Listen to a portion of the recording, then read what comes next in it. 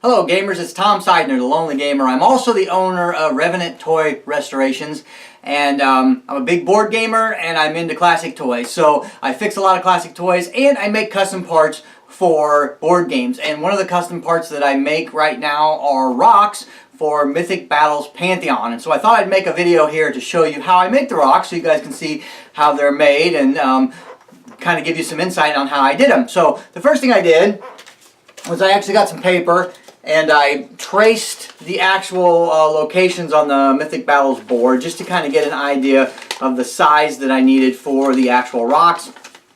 Once I had this done, I just got some clay and I actually molded the rocks out of clay. Here's the large rock that I molded out of clay. I just molded this to the size of the paper that I cut, and then I actually took an actual rock and I pressed it into the clay to kind of get that kind of rock look to it. So these are the actual masters that I actually molded out of clay. I also made the little things on here that say 3 and 2. They actually come off, but I stuck them on there and molded them into the mold. So once I had that done, then what I did is I made a top mold. It's a single side silicone mold made from the clay masters that I had.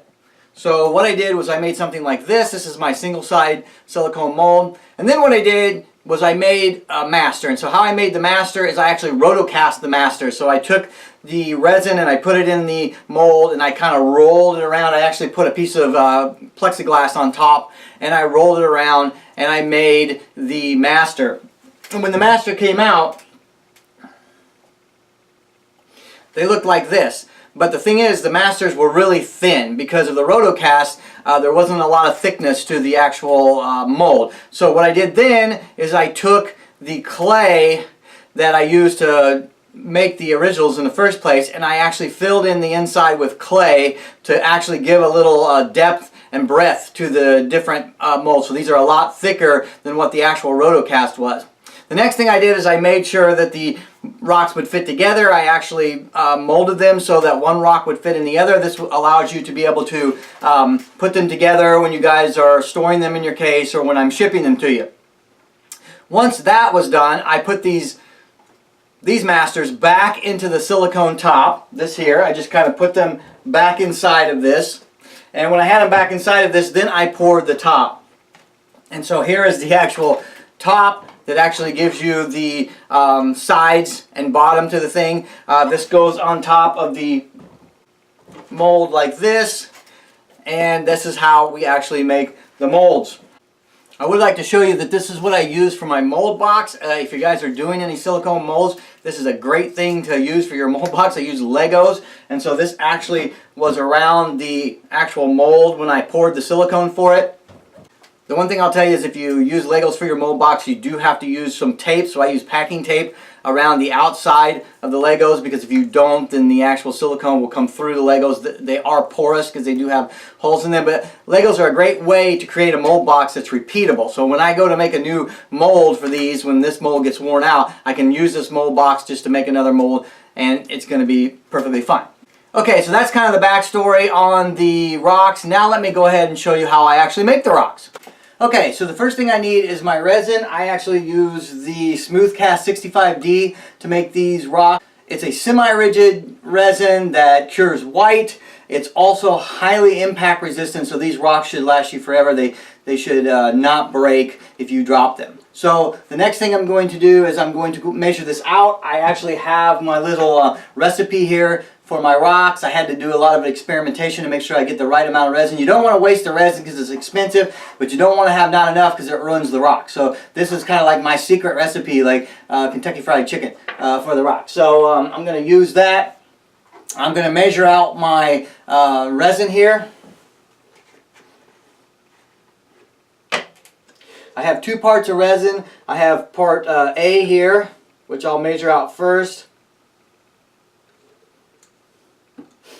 And I also have part B over here that I'll measure out as well.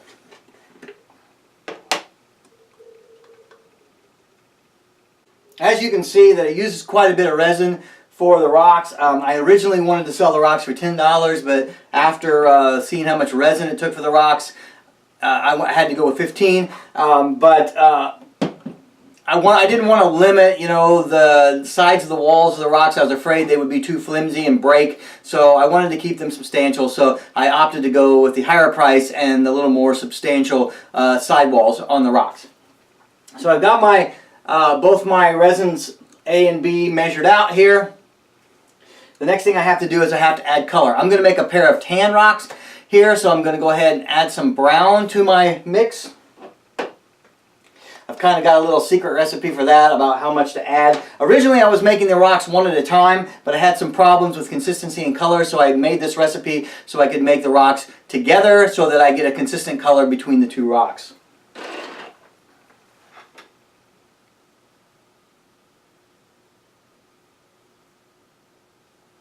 I always mix my color into the B side. That's what they recommend, so that's what I do. This is just a matter of mixing the color up into the B side. There's a lot of mixing that goes along in this. I'll mix the color in, and then I'll mix the colors, the two sides together, and then I'll mix it again. And I mix it even in the mold to make sure that I have a nice, good mix, even when it's in the mold itself. So one of the things I try to do is I try to get the color off of the knife by scraping it on the side a little bit. This does do a really good job of coloring. Some coloring leaves specks. The black sometimes leaves specks, but the brown is really nice and smooth. Gives you a really nice, like almost a chocolate color. Now everything that I do here is going to be lighter. I can't make bright colors like a bright red rock because this resin dries white, and so everything kind of gets a little lighter. So this brown that you see here, that's going to be quite a bit lighter when the thing actually cures. Okay, I got a good mix here on that. Now I'm going to mix it all into this cup here. These cups are not big enough for both the rocks, so I'm just going to pour in the color first. This should give you a much better idea of how brown this brown is. It's really a nice chocolate brown when you put it in here, but this is what we need to have in order to equal tan in the end. And I try to get as much out of these as possible. I will be reusing one of these for some extra mixing along the way. So there's my part B. Now I'm going to add my part A right into my part B. I try to get as much as I can out of here because I'm going to be reusing this cup here to actually mix the stuff for the large rock. I mix the rock separate to make sure I get the exact amount I need in each rock. Otherwise, one rock might have too much stuff and the other rock might not have enough. So I get as much out of here as I can. And then I do a thorough mixing job in this. Looks like Jell-O pudding. You can actually feel this getting warm as you mix it, and that's what you want because the mixing process creates heat, and as I feel it getting warm on my fingers, that's when I know I've got a pretty good mix and I can move on to pouring it. So, okay, the next thing I have to do is I have to pour out the amount for the big rock. So I'll pour it back into this one. This was my part A. I know exactly how much I have to pour in here for the big rock. There we go. And then, because I reused this cup, and there might be a little bit of part A resin in there that wasn't mixed up, I do another mixing in here. Just to make sure I mix this with any residue that was left in this cup. I don't want to waste cups because that's just a cost involved in making these, so I try to reuse them, but I definitely want to make sure I got a really good mix in here. Okay, I can feel this getting warm. I can feel that this is really getting good. Now, the one thing about this resin here, the 65D, it has a really short pot time. The pot time is only about 2 minutes. So I can't lollygag around when making this. So that's one thing. If this had a longer pot time, I would probably put it in the degasser and pull all the air bubbles out of it, because this has such a short pot time you can't do that. So if you notice inside your rock, sometimes you'll see some air bubbles up in the bottom. They all come to the top, which is nice, and so they all end up on the bottom of the rock where nobody sees it. But you can end up with some bubbles. So that's it for the big rock. What's left is the exact amount that I need for the small rock. So I'm going to give this a nice mix here. Make sure it's all good and mixed up. It's starting to get really warm, so it's starting to cure on me. So I want to get it in there as quickly as possible. Yeah, I can really feel that warming up now. So get it in there. Making this video actually takes me a little more time than actually just doing it without making the video, so I can feel it starting to cure up. The next thing I'm going to do is I'm going to go ahead and put the top onto the silicone mold. I just set it on top real lightly. I don't want to push down until I actually put some weight on it. The next thing I do is I put a book on there just to kind of give it some even pressure. And then I apply my puck. Now this puck is about a 20-pound puck, and I made it out of some lead that I found. One of my friends had some rental units, and one of those units had some lead plumbing, and the plumbers had left a big chunk of lead down in the basement, so I melted this down into a coffee can and made a really nice puck for it, and this puck will hold it down and keep it really solid. You don't want to push down and let up, because if you push down and let up, what happens is you push down, you let up, the top comes up, and air goes into the areas where it went up, and then you've got air pockets in the bottom edges of your rock, and you do not want that.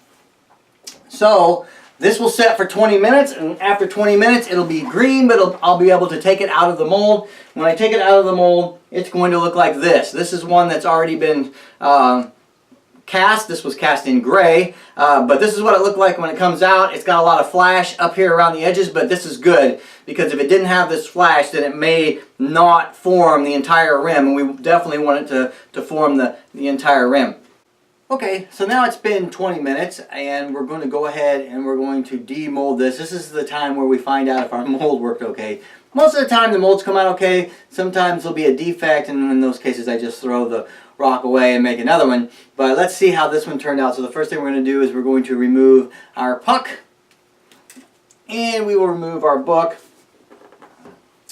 and we'll go ahead and we'll pull the top off of our mold.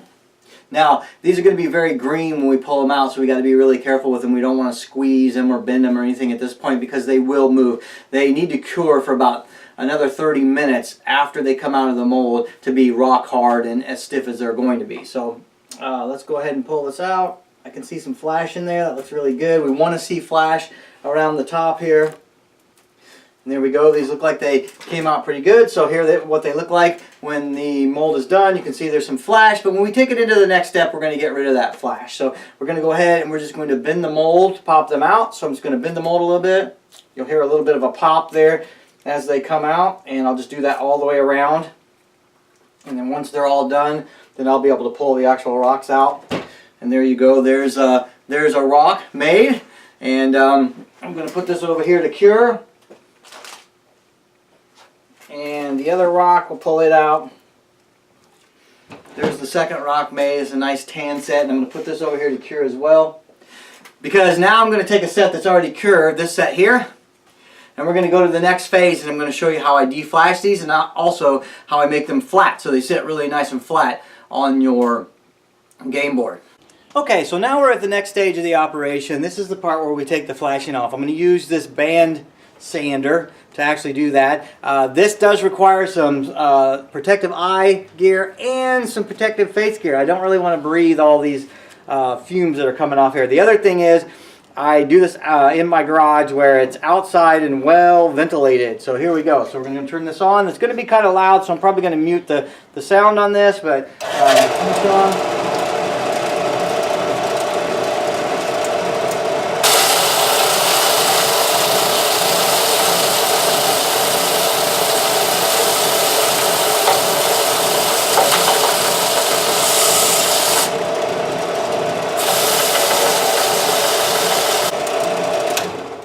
So as you can see, the sanding process actually deflashes the rock, so there's no need to actually remove the flash. So I'll just do a little more sanding on these, and we'll take a look at them.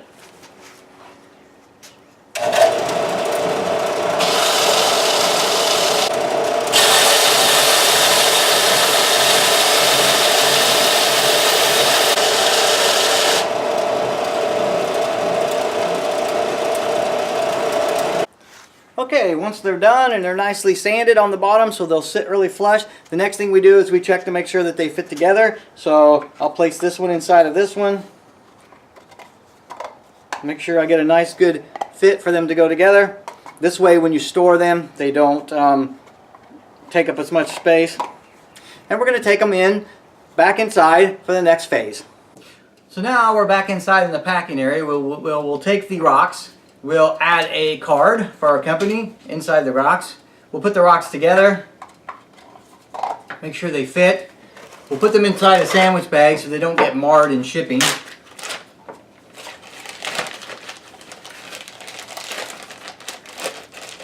We'll place your packing slip in the bottom of the box along with your rocks. We'll add in a bunch of peanuts, drop it in the post, and it'll be on the way to you. So if you guys want to buy some rocks, now you know how they're made and how they get to you. And I hope you enjoyed this video. And until I see you guys again, happy gaming. This video was provided by The Lonely Gamer.